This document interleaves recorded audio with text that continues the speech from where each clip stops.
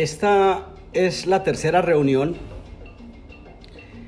en torno a ese tópico toma de la mordida constructiva que venimos desarrollando en 10 reuniones, en 10 teleconferencias, videoconferencias en directo, y que buscan conversar mucho acerca del tema con el cual, de uno de los temas con el cual se maneja la ortopedia maxilar, que es la mordida constructiva o mordida de trabajo. A esta altura de nuestra disertación, esta es la tercera, es muy importante que usted haya visto la primera reunión que se llama Toma 1, acerca de la mordida constructiva, y que haya visto también la Toma 2, porque hoy avanzaremos con la tercera disertación en torno a ese concepto fundamental en la ortopedia, decíamos en la primera reunión, llamado la toma de la mordida constructiva. Hoy vamos a entrar en unos parámetros más clínicos en este segundo tópico que estudiamos, el protocolo informativo ritual. Entramos en la planeación del procedimiento, en el tópico 1, la planeación del procedimiento, pero en la anterior reunión, en la toma 2, hicimos una disertación más técnica que clínica. Hoy vamos a entrar un poquito en lo clínico. Hoy vamos a hablar de la magnitud vectorial, es decir, de la preactivación miofuncional del aparato como tal. Vamos a hablar de cómo es que se originan esos vectores de fuerza, esos estímulos que se dan en los aparatos de ortopedia bimaxilar. Y aclaro de ortopedia bimaxilar porque es importante entender que la ortopedia maxilar no siempre es bimaxilar. Existen placas activas o aparatos de ortopedia monomaxilares que también hacen ortopedia maxilar. Entonces es importante que aclaremos que hay una ortopedia bimaxilar, como es este aparato, que es un aparato clamp, pero también existen aparatos de ortopedia maxilar miofuncional, que son placas activas dotadas de dispositivos, elementos funcionales que son capaces de producir cambios de forma y función en las arcadas dentales. Le doy un ejemplo: el aparato Progenie, la placa activa de Progenie con el arco Schwarz, que no se llama un Windler 3 como creemos algunos, es una placa monomaxilar que más corresponde a Progenie que a Windler, donde más corresponde a Eisler que a Windler, donde Joseph Eisler desarrolla un arco vestibular con el que se pretende llevar la mandíbula hacia atrás. Es una placa activa que tiene unos planos de mordida delgaditos atrás para que la mandíbula se deslice atrás, impulsada por un arco de Progenie. Entonces, finalmente es un aparato monomaxilar. Esto lo aclaro porque a veces me da la impresión que existen comunidades que creen que la ortopedia maxilar es solo aparatos bimaxilares como el Frankel, el Bionator, el Clamp.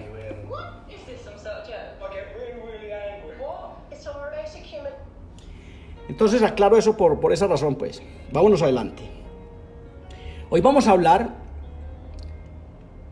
de cómo preactivar el aparato ortopedia funcional. Hace 2 días, o en la reunión 2, quien no la ha visto, lo invito a verla.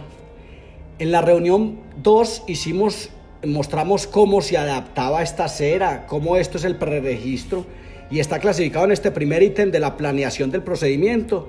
Se hacía sin el paciente sentado en el sillón odontológico. Finalmente esto era una reunión de un staff clínico o de un clínico que tomaba decisiones de qué aparato iba a usar y cómo lo iba a hacer, y dejaba escrito para cuando este paciente llegue. Hoy todavía no es la llegada del paciente, hoy apenas vamos a hablar de cuáles son los cambios que va a haber para producir esta mordida,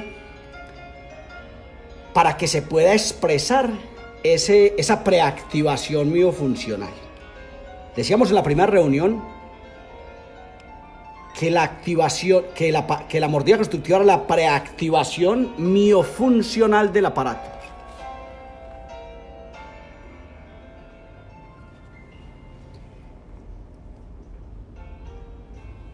Entonces, hoy hablaremos de eso.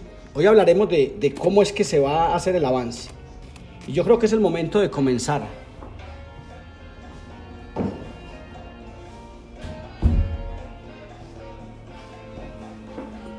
Y comencemos diciendo que estos modelos son unos modelos que traigo para hacer el ejercicio, pero que para nada corresponden a la disertación que vamos a hacer. Es decir, la disertación como tal va a usar estas figuras, estos moldes, estos modelos los va a usar como la masa para poder explicar muchas cosas.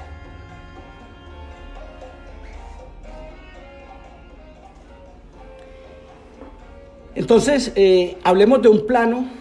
La mordida constructiva tiene la responsabilidad tridireccional de cambiar la relación intermaxilar de estas dos arcadas dentales. El aparato, decía en la primera reunión, tiene la misión del tamaño, de los 3 planos de tamaño de las arcadas dentales. Atentos con esto. El aparato es el encargado de los planos de tamaño, de la anchura, del largo, de lo vertical, de la mordida profunda, honda, de la mordida abierta. El aparato es el responsable del manejo de las alteraciones de forma de las arcadas dentales. La mordida tiene la responsabilidad de bien correlacionar las arcadas, es decir, de cambiar la relación de las arcadas dentales. Entonces, atentos con esto. En esa relación existe un plano que alude la relación anteroposterior de la mandíbula con respecto a la maxila, es decir, qué tan adelantada está esta entidad llamada mandíbula, la de abajo, o qué tan atrasada está esta entidad con respecto a la maxila. Si es que abandonamos para la discusión quién es esta maxila con respecto a la base craneana o al cráneo mismo. Pero por el momento vamos a abandonarlo y vamos a decir quién es esta mandíbula con respecto a la base craneana. ¿Quién es esta mandíbula con respecto a la maxila? Perdón, a la base craneana, no, a la maxila. Y entonces, frente a esa maxila, ¿será que hay que adelantar la mandíbula? ¿Será que hay que retruirla? No importa este caso, ni vamos a pensar en este caso, vamos a asumir que esto es un paciente con una clase 2 muy severa, donde incuestionablemente habrá que avanzar la mandíbula a ocupar una nueva relación que dijimos en la primera reunión, que la mordida constructiva no es exactamente en esa relación ideal donde debería habitar la mandíbula al final del tratamiento y durante toda su vida. Es decir, que la mordida constructiva no es la corrección de una relación hasta una relación molar clase 1, una relación canina clase 1 y uno verbal ideal, no. La mordida constructiva es la activación de un reflejo muscular del patrón funcional, del patrón funcional, la preactivación miofuncional del aparato.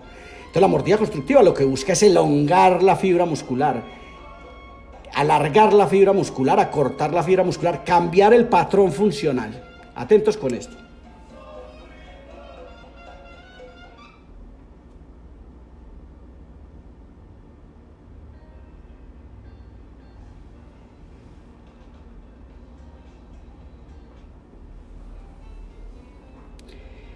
Entonces, en ese plano sagital es importante preguntarnos lo siguiente: bueno, ¿cuánto puedo avanzar yo la mandíbula? ¿Cuánto es que puedo avanzar la mandíbula si pretendo corregir una distorrelación o una mandíbula distal?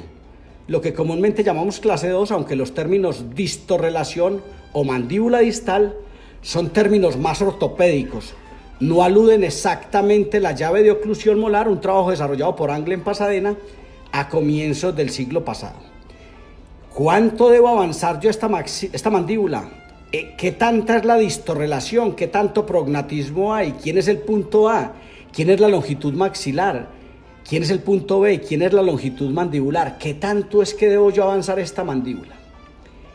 Atento con esto. Usted puede avanzar la mandíbula hablemos de tolerancia muscular. Usted puede avanzar la mandíbula hasta la mitad de su máxima protrusiva. Sería muy bueno que usted, haciendo una calistenia muscular, evalúe quién es esta mandíbula, qué tanto es capaz de avanzar hacia adelante y establecer un patrón y saber cuánto es que avanza esta mandíbula, qué tolerancia muscular tiene esta fibra muscular para decir que es capaz de hacer una protrusiva de X, asumamos 14 milímetros.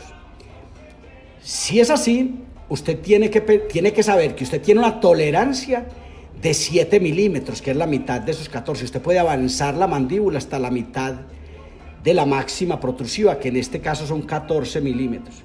Pero quiero también que sepa que no es así de libre, que tiene unas limitantes. Si usted cuando lleve 2 milímetros se encuentra los incisivos superiores y ya están borde a borde cuando lleva 2 milímetros, usted no tiene esa permisividad que le dio las matemáticas de decirle que usted podía avanzar hasta los 7 milímetros, que es la mitad de la máxima protrusiva, que en el caso del ejemplo que estamos haciendo eran 14 milímetros. Entonces usted no puede avanzar 7 milímetros porque ya se encontró una limitante, los bordes incisales.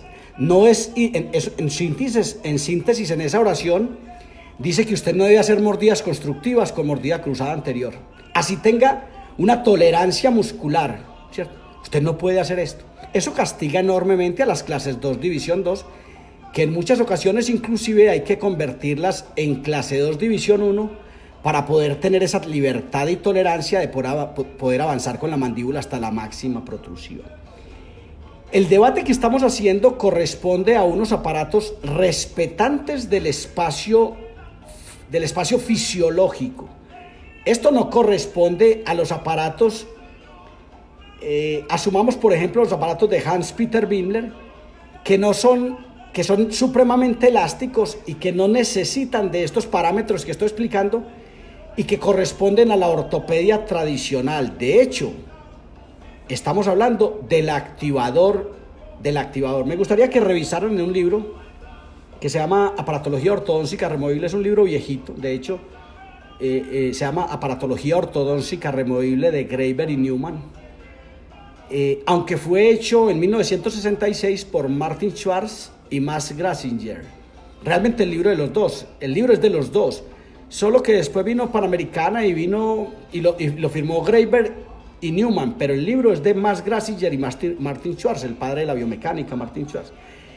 Entonces, ahí hay un capítulo del que hemos hablado en otra ocasión que se llama el activador, su uso y sus modificaciones. Aquí estamos hablando de activadores bimaxilares. Activador es un aparato bimaxilar para avanzar la mandíbula.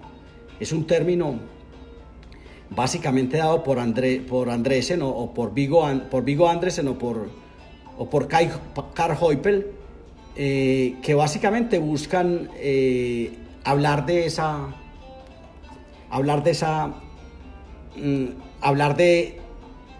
la función como tal entonces estamos hablando de activadores, bimaxilares, de aparatos bimaxilares. Entonces es importante que entendamos que si usted lee ese capítulo del libro de Graeber y Newman, el activador, su uso y sus modificaciones, es posible que usted encuentre una mejor posibilidad de interpretar lo que le voy a contar hoy, donde apenas comenzamos y apenas estoy hablando de un plano que se llama el plano sagital OAP, antero-posterior, que alude a la relación antero-posterior. Entonces en ese plano usted puede avanzar hasta la máxima protrusiva si no se encuentran los bordes incisales que le impidan seguir avanzando.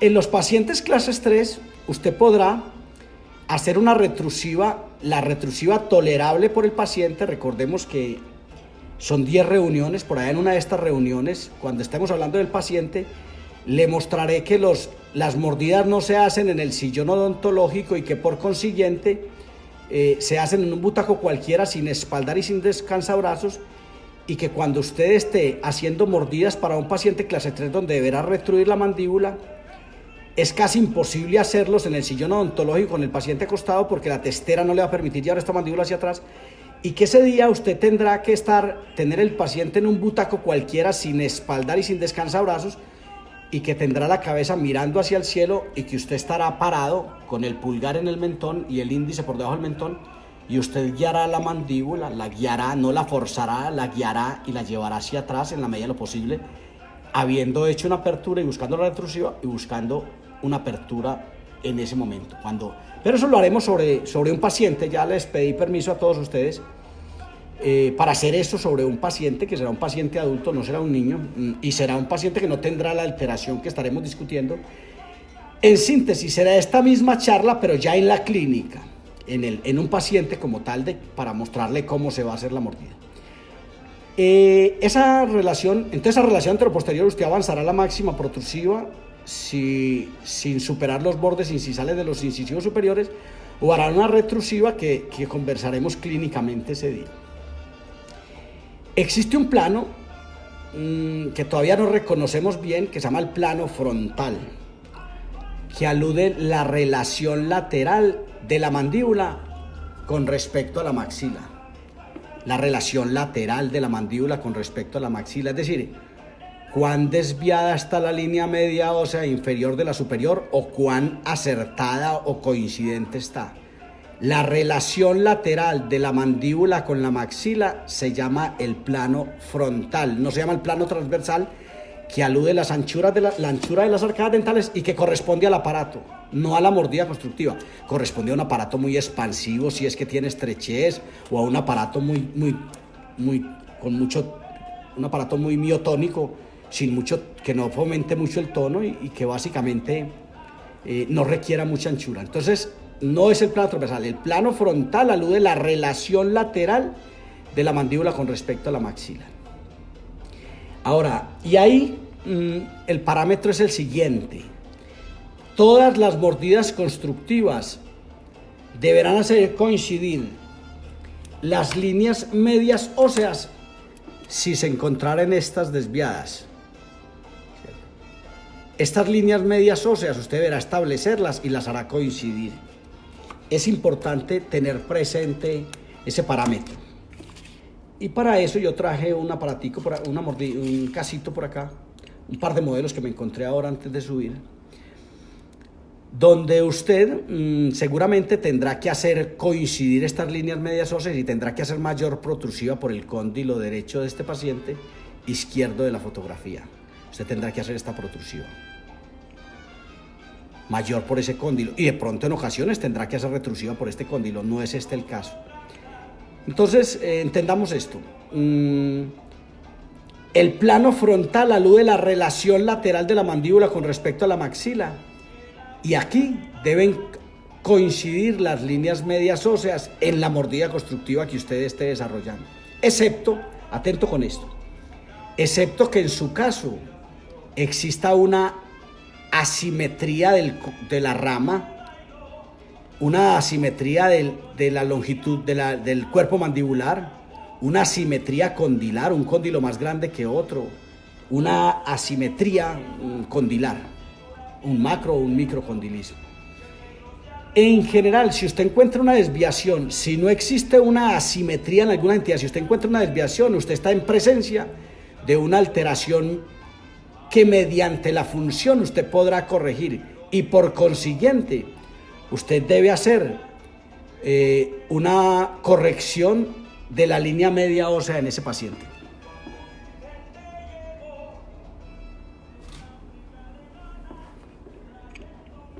Bueno, eso en torno al plano frontal, que alude a la relación lateral de la mandíbula con la maxila. Perdóneme que le haga tanto énfasis en ello, pero a veces me da la impresión que lo confundimos con el plano transversal. Y vámonos al más complejo y difícil de interpretar de los planos del espacio. En general, en nuestras comunidades académicas, todos tenemos muy claro que esos aparatos bimaxilares son los aparatos, usando un término arcaico, para saltar la mandíbula, para hacer saltar la mandíbula. Todos tenemos esto supremamente claro. Se llama el plano sagital, de la raíz latina sagita, o anteroposterior, o AP de anteroposterior. Eso está claro. De pronto esto también está claro, aunque no del todo, que las líneas medias óseas deben de hacerse coincidir, porque las desviaciones funcionales, miofuncionales, deben corregirse, porque finalmente lo que está ocurriendo es una alteración de la función que puede corregirse con un aparato bimaxilar. Pero el plano vertical, la altura facial inferior, todavía no se hacen tan presentes en la ortopedia maxilar miofuncional. Estamos tratando este primer tema, la planeación del procedimiento, que es un proceso supremamente lento de interpretar todos estos conceptos. Pero entonces hay un plano que se llama el plano vertical, que tiene que ver con cómo aumentar, disminuir o mantener la dimensión vertical. Y este plano todavía está muy ignorado en nuestras comunidades. ¿Cómo es que yo voy a aumentar la dimensión vertical en este paciente? ¿Será que dejo descender la maxila? ¿Será que eso me va a desprofundizar la mordida? ¿Será que hago crecer estos posteroinferiores? ¿Dónde es que está el problema? Ese es el plano vertical, los problemas del plano vertical. Permítame hacer un paréntesis donde yo tengo que contarle a usted lo siguiente.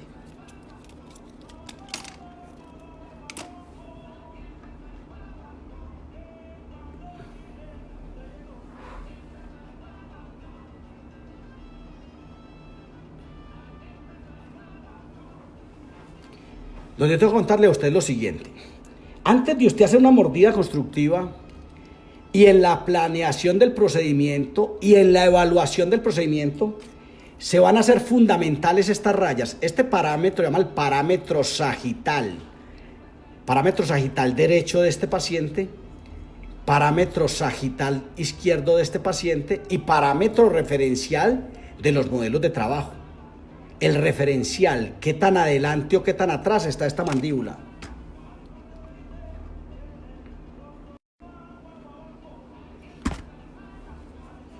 Entonces, en esa medida entendamos esto. Estas rayas son los parámetros sagitales, estos son los parámetros frontales, estas líneas medias óseas son los parámetros frontales. Este es el parámetro frontal de la maxila, este es el parámetro frontal de la mandíbula, que nos van a decir qué tan lateralizada está esta mandíbula con respecto a la maxila y si la debemos o no hacer coincidir. Estos dos parámetros que usted está viendo verticales son los parámetros frontales.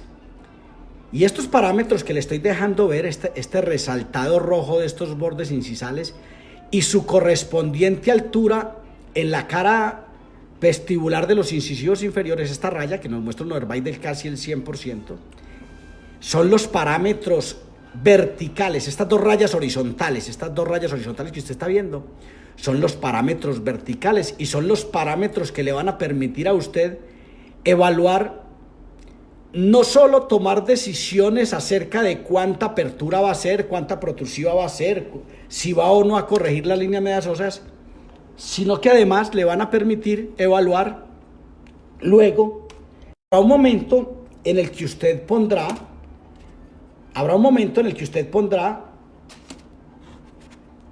la mordida, tomará la mordida en la boca del paciente.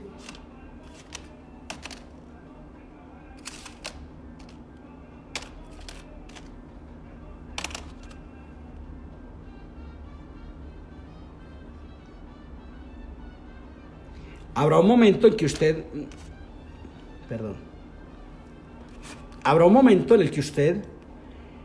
hará esta mordida en la boca del paciente y después de hacerla en la boca de su paciente, la volverá a traer a estos modelos. En los modelos, usted deberá tener unos parámetros que le ayudarán a usted a entender qué fue lo que ocurrió en la mordida constructiva. Vamos a hacer un ejemplo acá. Ese día usted traerá la mordida y usted sabrá, esto no es cierto, esta mordida no está hecha, pero permítame hacerla, no le va a ocurrir hacer esto en la mano. Mejor mire la primera reunión donde le mostré que era imposible que usted hiciera esto en la mano, pero permítame para el ejemplo hacer esto y decirle a usted lo siguiente. Después de que usted hizo la mordida en la boca, usted vendrá acá y dirá, hombre, excelente, sí, las líneas medias óseas me quedaron tan coincidentes como yo quería. Hubo una protrusiva de 1 milímetro por este cóndilo de pronto con respecto a esta, una protrusiva de 1 milímetro. Hubo una protrusiva tal vez de medio centímetro por este lado. Este parámetro estaba aquí debajo de esto. Hoy ocurrió ya este avance. Esto fue lo que le permitió corregir la línea media ósea, por eso tiene asimetría, por eso tiene protrusivas diferentes, asimétricas, protrusivas asimétricas. Tiene una protrusiva de 1 milímetro por este lado y tiene una protrusiva de 5 o 6 milímetros por este lado. Eso fue lo que le permitió corregir la desviación funcional, si existiera una desviación funcional. Entonces, es importante que entendamos esto. Para eso son estos parámetros. Y obviamente estos son los parámetros verticales. Aquí hay una apertura de pronto de 7, 8 milímetros. Una apertura anterior de 7 o 8 milímetros que representará más o menos 4 en posteriores, ¿cierto? Entonces es importante tener estos parámetros, pero vámonos adelante con lo vertical. Entonces lo vertical, ¿cuánta apertura deberá tener esta mordida constructiva que yo requiero para la corrección de esta alteración esquelética o dental, que la estoy mirando en la cefálica lateral, que miré sus trazos cefalométricos, que miré todos estos elementos? ¿Cuánta es la protrusiva que yo requiero? ¿Será que la protrusiva la requiero por los dos cóndilos igual? ¿Será que será mayor por una que por el otro? ¿Será que debo coincidir las líneas medias óseas? ¿Cómo voy a resolver el problema de orden vertical? ¿Será que dejo extruir los dientes posteriores, posterosuperiores, y agravo esta gran curva? ¿Será que dejo extruir los dientes? ¿Será que dejo egresar con alvéolo a bordo estos dientes inferiores para que haya un crecimiento del cuerpo mandibular ante esta insuficiencia mandibular? Insuficiencia mandibular es un término que alude a una mandíbula sin forma y sin función. ¿Será acaso que lo que hay que trabajar aquí, más que la maxila, es la mandíbula, y por consiguiente yo lo que necesitaré es un crecimiento vertical, transversal y anteroposterior de esta entidad, y por consiguiente la planeación de la mordida constructiva es fundamental para el resultado clínico exitoso? ¿Será acaso que es por aquí el camino? ¿Será que debo hacer protrusiva hasta relación molar por aquí? Y debo hacer una protrusiva hasta una relación clase 3 por acá para hacer coincidir las líneas medias óseas. Todos estos parámetros deben estar presentes. Ya hablamos del plano sagital, ya hablamos del plano frontal, donde debería hacerse coincidir, y hablemos del plano vertical. ¿Cuánto es el grosor de esta apertura? ¿Cuánto es el grosor de esta mordida constructiva en este caso en particular? Aquí vuelvo a lo que digo yo siempre. Este paciente como tal, no existe. El paciente que existe 23 horas y 48 minutos del día es este. Tiene 5 milímetros de apertura anterior que representan 2,5 o 3 en posteriores. Lo hablamos alguna vez en un video que hicimos aquí hace tal vez 2 o 3 meses, donde hablábamos del activador, su uso y sus modificaciones, y decíamos que el espacio libre de reposo postural son 4 o 5 milímetros de apertura anterior que representan 2,5 o 3. Es decir, el paciente real a intervenir es este. Este paciente está en este momento donde esté, si es que está en este estado todavía, está así. Tiene una apertura de 5 milímetros de apertura anterior que se miden de este parámetro referencial a esta línea, es decir, tiene 5 milímetros de separación así, este paciente donde está. Y si lo quisiéramos medir por este lado, en la última reunión le diré cómo se mide la apertura posterior, porque es muy fácil decirle que la apertura anterior se mide por acá, obviamente, muy obvio. Pero apertura posterior, en la última reunión hablaremos de cómo se mide la mordida, porque ahí es donde hablaremos de la evaluación del procedimiento clínico. Estoy atento con esto.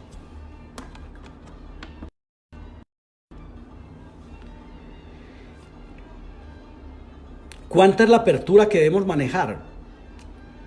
Ante esta mordida profunda, esto es una mordida profunda, si usted quiere aumentar la dimensión vertical, usted tiene que procurar la egresión de estos procesos dentoalveolares, que es latente, pues se hace latente, que necesitan crecer, que necesitamos que egresen, ¿cierto? Para que esa egresión se dé, escúcheme esto, en torno a los aparatos respetantes del espacio funcionante, del espacio fisiológico, respetantes del espacio fisiológico, usted tiene que hacer una apertura por encima del espacio fisiológico o libre de reposo postural, es decir, del punto de partida, que es este. Usted tiene que hacer una apertura de 7 u 8 milímetros. Si usted pretende que estos posteriores le egresen, de otra manera no le van a egresar, y le voy a explicar por qué no le van a egresar. El espacio libre de reposo postural, el espacio fisiológico, el espacio funcionante, está aquí 23 horas y 48 minutos del día y los dientes no se están creciendo. Aquí no se están creciendo los dientes. Este paciente 23 horas y 48 minutos del día habita de esta manera y no le están creciendo los dientes. Le crecerán en la medida en que usted le produzca una excitación neural a los bordes incisales con un elemento piezoeléctrico, por ejemplo.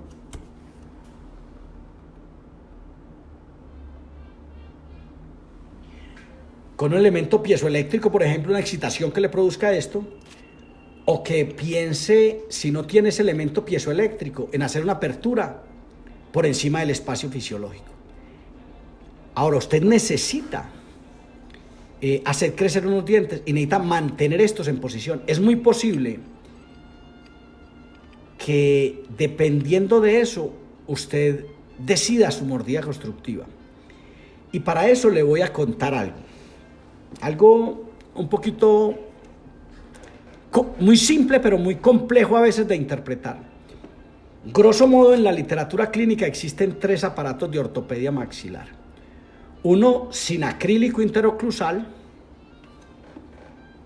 otro con acrílico interoclusal, estoy hablando de aparatos respetantes del espacio fisiológico, los aparatos bimaxilares respetantes del espacio fisiológico. Otros aparatos con un componente acrílico interoclusal o sin componente acrílico interoclusal, es decir, ausentes de componente acrílico. Pero existen unos terceros que están más ausentes todavía, que son los aparatos mixtos, es decir, aparatos que tienen componentes interoclusales mixtos, es decir, que hacen contacto o con una estructura y no hacen con la otra, o que hacen con esta estructura y no hacen con la otra, aunque en general le doy un tipcito. Usted difícilmente va a necesitar un aparato que tenga contacto, un acrílico que tenga contacto con los posteroinferiores. Usted difícilmente va a necesitar un aparato, un componente interoclusal que haga contacto con los inferiores, pero sí va a necesitar muchos aparatos, por ejemplo este caso, donde usted necesita aparatos que hagan componentes interoclusales que hagan contacto con este componente, con este proceso alveolar superior derecho, ¿cierto? Va a necesitar aparatos que estén en contacto. Ahora, nunca use componentes interoclusales indentados, arriba y abajo, nunca los use. Los componentes interoclusales indentados arriba y abajo son componentes interoclusales que ferulan las arcadas dentales, es decir, estas arcadas dentales están feruladas por un componente interoclusal que no les da la más mínima movilidad. Este aparato es un aparato elástico, dinámico elástico, y aún así este aparato dejará de ser dinámico elástico por el simple hecho de tener componentes interoclusales indentados arriba y abajo. Se lo explico de esta manera. Asumamos que usted con un lápiz rojo toca todas las marca todas las cúspides con rojo, con una tinta que le permita llegar y hacer esto aquí, y entonces viene y marca esa tinta que pintó en todas las cúspides, viene y la toca aquí, igual hacia arriba. Y después con una herramienta, con un pimpollo muy especial, usted viene y hace unos desgastes especiales, se come todo esto que está dentro de las fosas, y solo deja un contacto puntiforme de estas cúspides. Escúcheme cómo le voy a redondear este ejercicio y guarde esto. Si a usted no le interesa la ortopedia, también guárdelo, es importante. Este aparato que usted tiene aquí, dinámico elástico, el día que usted haga eso, usted ha cambiado este aparato, yo no diría ostensiblemente, yo diría radicalmente. Esta elasticidad, este dinamismo de este aparato, ese día este aparato será otro. Este aparato tendrá un componente interoclusal liso que le permitirá a esta mandíbula deslizarse a un lado y hacia el otro, manteniendo la dimensión vertical, y si está muy grueso, produciendo ingresión. Este tema es muy complejo. Este tema corresponde a una inteligencia llamada la inteligencia espacial mecánica, también llamada visual, una inteligencia que mide el movimiento de cuerpos en el espacio, incluso mide el efecto contrario de esos movimientos de cuerpos en el espacio, es decir, sabe mirar en negativo. Esa inteligencia espacial mecánica es la que mira en negativo. Yo sé que este tema es muy complejo, pero entiéndame esto. este componente interoclusal, desgastado y liso, hará que este aparato sea sencillamente otro. Ese tornillo que usted le quisiera poner a este clamp hace que este aparato sea igual de rígido que este, sea miotónico. Aunque en el fondo, yo a mi edad creo que todos los aparatos que se hacen con mordida constructiva son miotónicos. Algún día entenderemos eso. Yo sé que eso no es fácil de entenderlo. Todos los aparatos que tienen la mandíbula anclada mediante una mordida constructiva son miotónicos. Rigidizan la postura corporal, el equilibrio corporal, pero algún día hablaremos de eso. Hoy no, y sé que es muy avesado, muy avanzado el término y que de pronto no... Bueno, pero sigamos adelante. Para usted extruir estos dientes posteriores, usted necesita hacer una apertura por encima del espacio libre de reposo postural, por encima del espacio fisiológico. 1 o 2 milímetros, y ante todo, no tener componentes interoclusales para que puedan egresar los procesos dentalvolares. Pero le quiero contar, si usted no pone acrílico interoclusal cuando haga esta gran apertura de 7 milímetros, que no es gran apertura, realmente son 2 milímetros más allá del espacio fisiológico. Cuando usted haga esta apertura de 7 milímetros y no ponga acrílico interoclusal, estos dientes le crecerán irresponsablemente, le crecerán a la loca, y ese día usted tendrá problemas porque usted, este plano clusal, que el plano clusal más fisiológico corre 1 pulgada debajo de un plano que viene por acá, 1 pulgada y media, que viene por debajo de un plano que se llama el plano de Camper, de Petrus Camper, el holandés Petrus Camper, el racista Petrus Camper, que desarrolló el plano facial, el plano clusal de Camper, para ponerlo en referencia con un plano facial que le permitían desarrollar su ángulo facial de Camper para saber qué tan biprógnata o biprotruso o biproquélico era usted y poder llegar a la conclusión de si usted era negro o blanco. Entonces, por aquí corre un plano que se llama el plano de Camper, el plano clusal más fisiológico que existe. Corre paralelo a Camper, al plano de Camper. Los planos oclusales que están convergentes adelante con Camper son planos que tienden a dejar que la mandíbula se bote hacia adelante. No es este el mejor ejemplo, no es este el mejor modelo para hacer el ejemplo. Pero cuando hay un plano clusal convergente a Camper adelante, este plano tenderá a dejar botar la mandíbula hacia adelante. De hecho, dejarán, aunque no sabemos qué fue primero, si el huevo o la gallina, tenderán a suprarrotar la maxila y a desgastar estos bordes incisales y a botarse la mandíbula hacia adelante.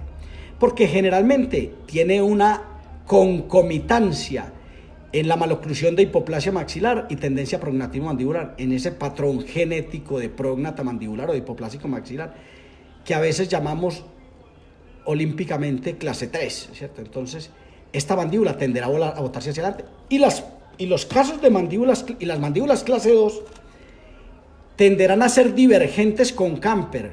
Este es el plano clusal y este es Camper. Las mandíbulas que están divergentes adelante con Camper tienden a botarse hacia atrás. Este es el trabajo de Planas, Pedro Planas Casanovas en Barcelona, y por eso es que Planas desarrolló unas pistas de rodaje que lo que hacen es nivelar este plano cuando está así, ponerlo de esta manera, o nivelar este plano cuando está así, ponerlo de esta manera. Paralelo a Camper, esa es la historia de ese plano, y es importante que la tengamos presente.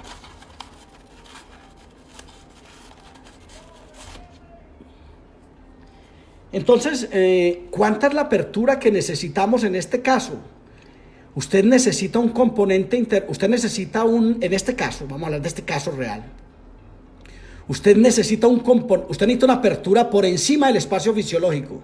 El espacio fisiológico con 4 o 5 milímetros de apertura anterior. Este paciente vive aquí así, vive aquí vive él, aquí.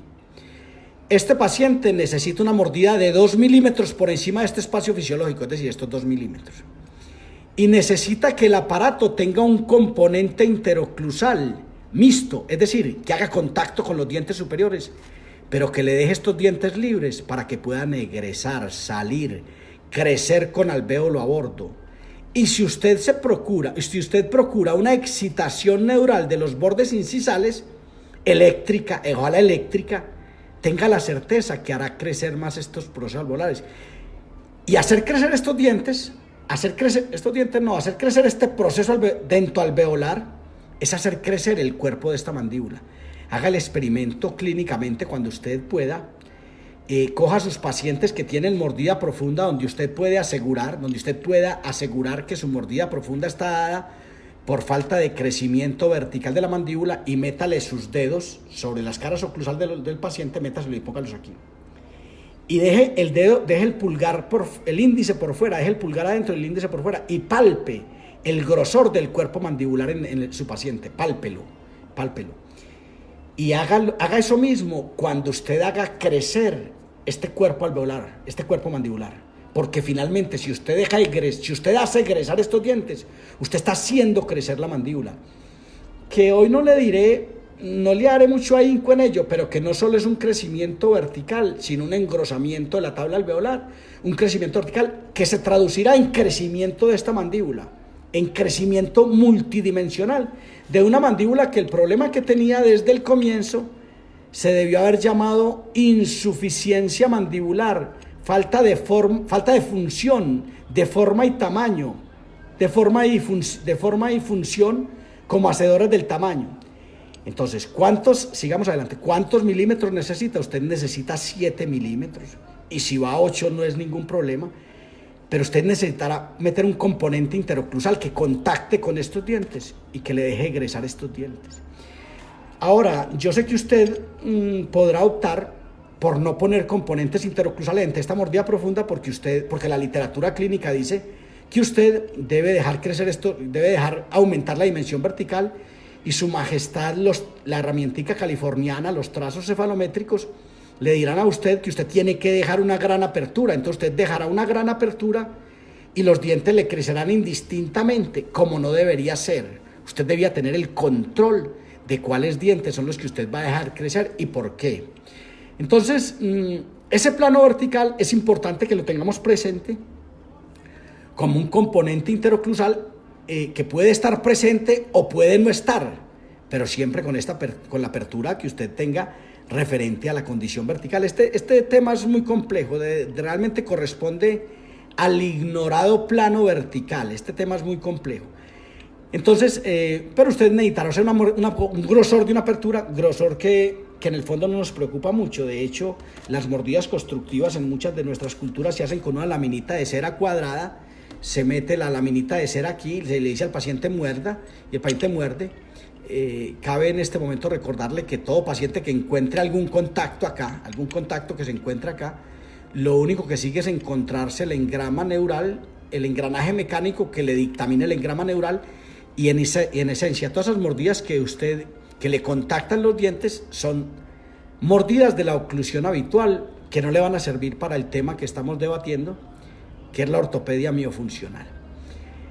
Pero no, resulta que en el caso que estamos discutiendo, el paciente está muy bien verticalmente, no hay esta gran curva, y por consiguiente el paciente no necesita crecimiento vertical. De hecho, el overbite del paciente hipotético que estamos hablando, el ejemplo que estamos haciendo, tiene un overbite de 2 milímetros o 3 milímetros.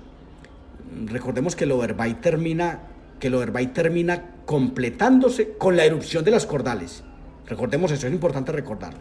El overbite se da con los 6 es uno, con los 7 será otro y con los 8 será otro. Hasta los 8 terminan incidiendo la altura facial inferior del paciente. Ahora, en nuestras comunidades a veces se ha dicho que la cordal hay que sacarla a como dé lugar, a ultranzas. No, las cordales, quien tiene espacio para las cordales tendrá que tener las cordales, ¿cierto? Pero en fin, entonces, el paciente está muy bien verticalmente, tiene un overbite del 30%. La altura facial inferior está muy bien, muy bien para este momento de la dentición. Hombre, ese paciente necesita una apertura exactamente igual al overbite que él tiene. Es decir, necesita 4 milímetros o 5 milímetros de apertura anterior, que es necesita ir hasta el espacio fisiológico. Atentos con esto, que es un poquito complejo. Resulta que el paciente está muy bien verticalmente. Usted necesita reproducir el espacio fisiológico con 4 o 5 milímetros de apertura anterior. Esa es la mordida que usted tiene que hacer, 4 o 5 milímetros de apertura anterior, que es el mismo espacio libre de reposo postural o el mismo espacio fisiológico. Y por consiguiente, pregúntese usted, ¿ese aparato tendrá acrílico interoclusal o no lo tendrá? No estamos hablando de esto, estamos hablando de un paciente que va muy bien verticalmente. Entonces el paciente necesitará acrílico interoclusal, porque está muy bien verticalmente, porque los trazos cefalométricos dicen que la altura facial inferior está muy bien, tanto anterior como posterior. El overbite está en un 20 o 30%, porque es un paciente niño, está en dentición mixta. Usted necesita hacer una apertura verticalmente hablando. Ya hablamos del plano sagital, ya hablamos del plano frontal. Ahora no estamos parados sino en el plano vertical.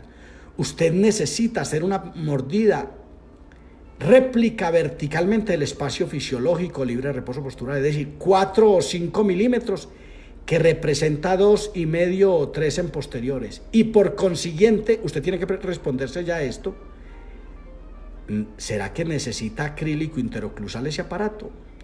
Debería tener acrílico interoclusal como tiene este aparato, pero liso, no este indentado. ¿Será que necesita componentes interoclusales?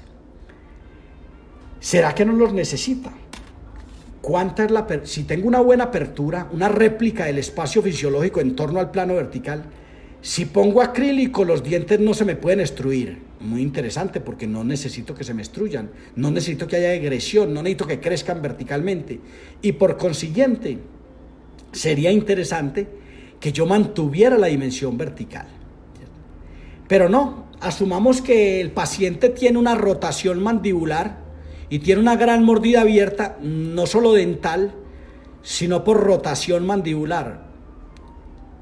Aquí viene lo complejo de interpretar y que corresponde a esa misma inteligencia espacial mecánica, también llamada visual, de la que hablan hoy los autores leedores del cerebro, entre ellos Howard Gardner en Michigan.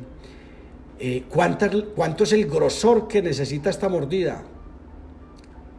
¿Qué pasa si hago una mordida réplica del espacio fisiológico? ¿Qué pasará? ¿Habrán efectos de ingresión? ¿Habrá efectos de ingresión de la mandíbula o de la maxila? De repente no.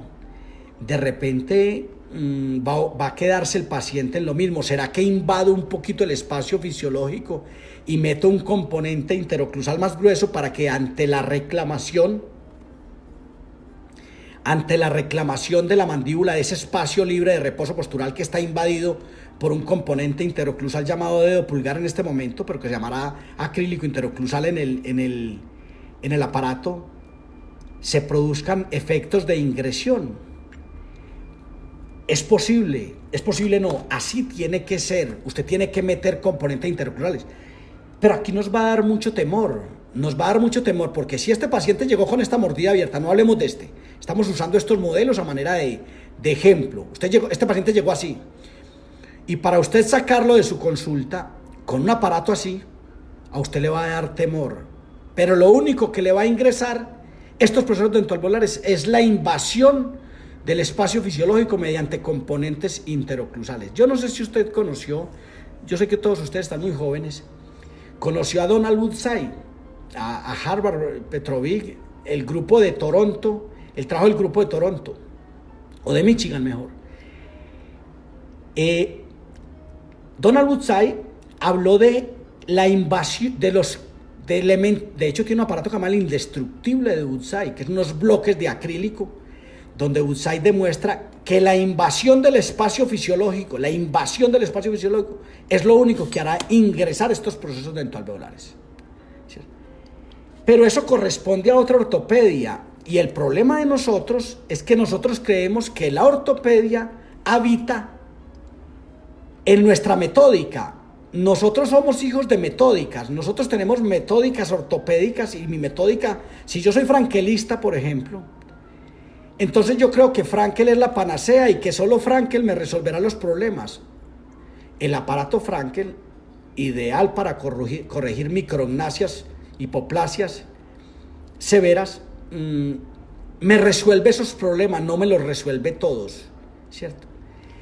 Entonces, depende de la disciplina a la que yo pertenezco.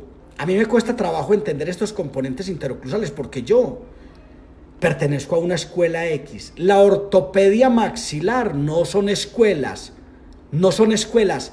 La ortopedia maxilar es un concepto general integral, y no, con una sola de sus disciplinas puedo yo resolver todos los problemas existentes en la cotidianidad de mi praxis clínica, de vuestra praxis clínica, no la mía, porque yo no tengo praxis clínica. Yo soy meramente un investigador fáctico. Entonces, es eso. Yo pienso que debemos de pensar cuánto es la apertura que yo necesito.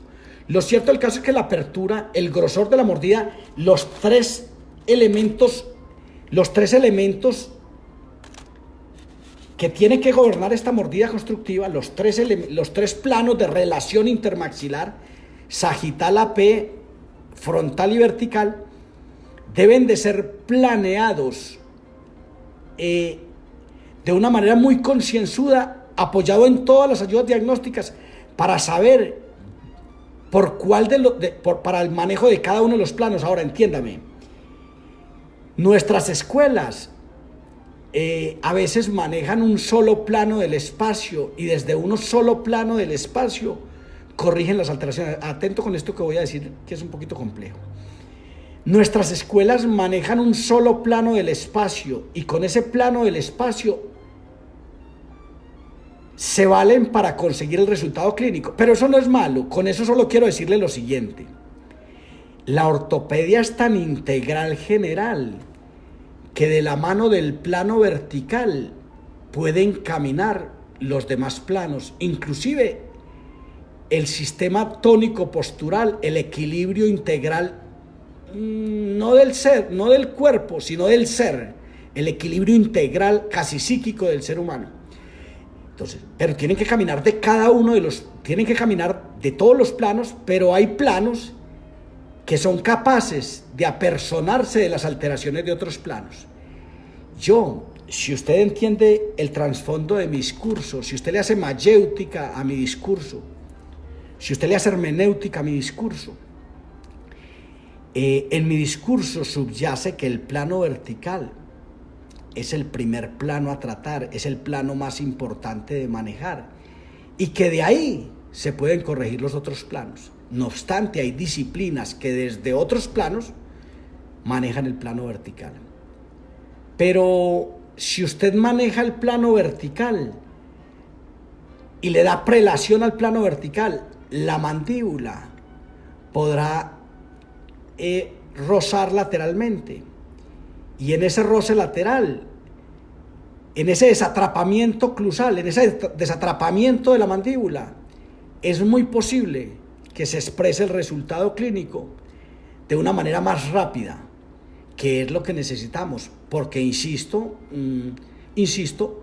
no podemos creer que nuestros pacientes de hoy son los alemanes de mediados del siglo pasado y que la ortopedia tiene que quedarse en los métodos tradicionales. La ortopedia tiene que evolucionar. Usted, yo, todos tenemos la responsabilidad y la obligación de evolucionar lo que estamos haciendo, no de seguir repitiendo como autómatas, porque si algo que funcionó hace 50 años sigue funcionando igual, algo raro está pasando. No sería normal que estuviera funcionando igual con esta evolución que está teniendo nuestro intelecto.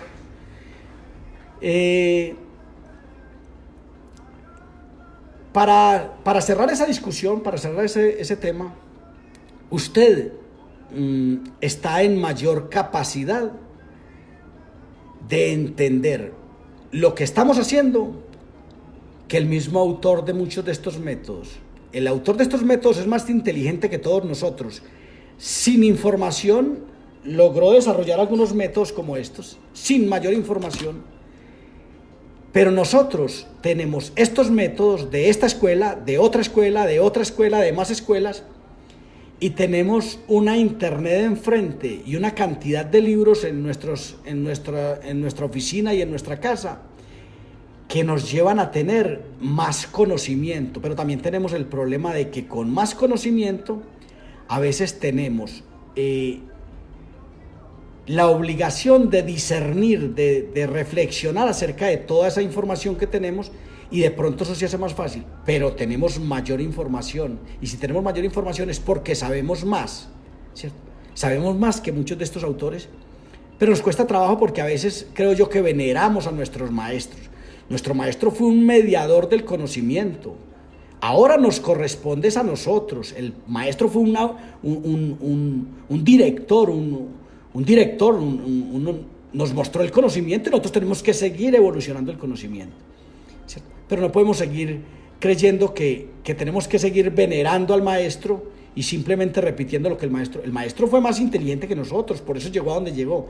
Nosotros tenemos más información que el maestro y por consiguiente tenemos que seguir adelante.